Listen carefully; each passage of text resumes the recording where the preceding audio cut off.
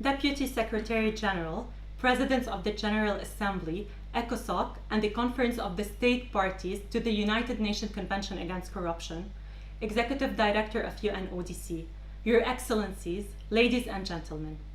I'm Serena Ibrahim, a girl born in a world where systemic corruption is a constant threat to my generation's liberty and well-being, a world in which corruption has hampered the dreams and aspirations of youth living in countries vulnerable to corruption, a world which has forced some to put their integrity for sale in order to survive.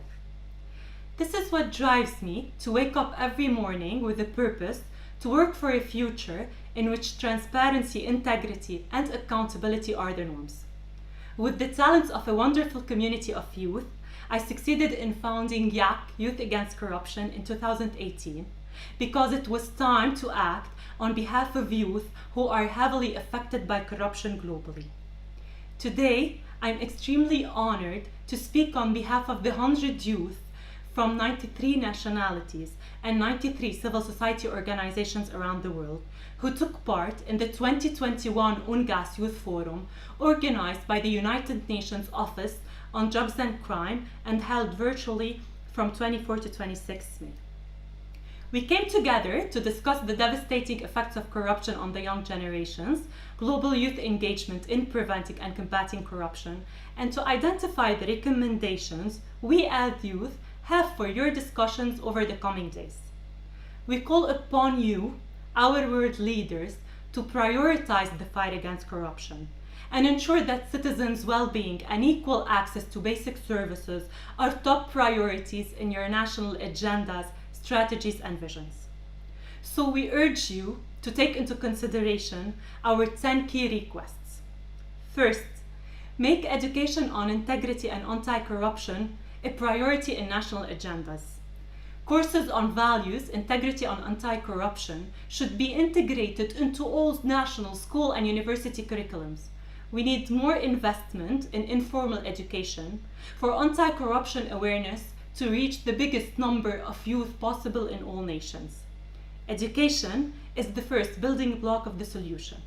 Second, allow us to contribute to anti-corruption policies.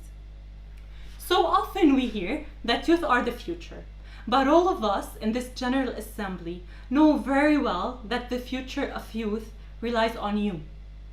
We recognize that the fight against corruption is an intergenerational fight that cannot be won unless it is led globally and fought locally. It is also a tough fight that requires a lot of determination and energy. We, the youth, have all these qualities and stand ready to support you in designing, implementing, and monitoring national anti-corruption projects. Third, invest more in innovative anti-corruption solutions. Traditional ways of fighting corruption have proven to no longer be efficient on their own. Leveraging emerging and innovative technologies can bring more efficiency in disrupting and preventing corruption locally and across borders. Utilizing new technologies will also add more legitimacy to young people's involvement in combating corruption. Fourth, create and implement laws and policies that ensure a safe environment for youth to contribute to the future of their nations. This is essential to allow youth to act as whistleblowers, watchdogs, and national monitors.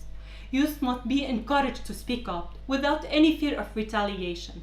Instead, their efforts should be complemented, recognized, and protected. Fifth, create local, regional, and global youth agencies to enhance collaboration among youth with similar values and aspirations. Create space and time for youth to share experiences, exchange knowledge, conduct advocacy campaigns, and develop anti-corruption roadmaps on all levels. 6. Ensure judicial independence and effective separation of power. Checks and balances are a crucial component of a corruption-free nation. 7.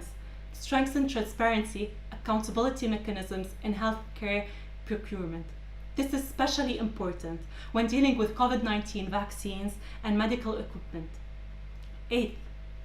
Guarantee media independence and strengthen collaboration with civil society. Forming collective action initiative can add considerable value to the fight against corruption. 9. Strengthen and restore the trust between youth and their governmental representatives.